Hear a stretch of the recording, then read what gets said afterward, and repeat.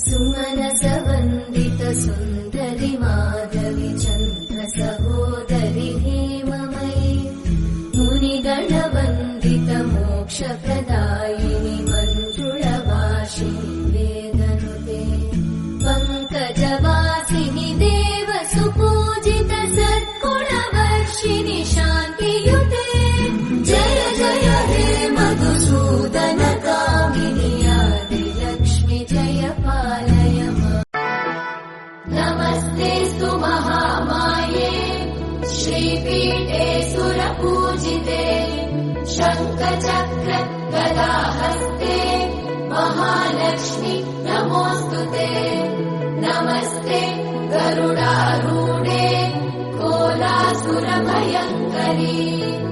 सर्वपाप हरे देवी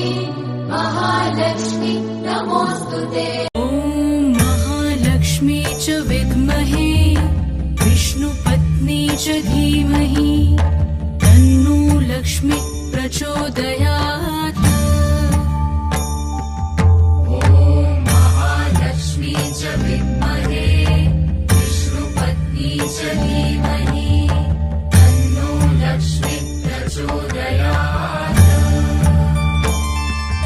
ॐ महालक्ष्मी च विद्महे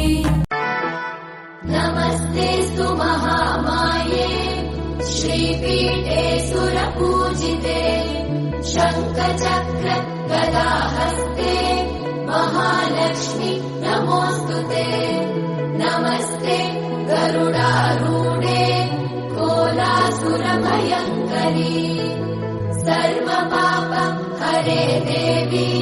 महालक्ष्मी नमोऽस्तुते।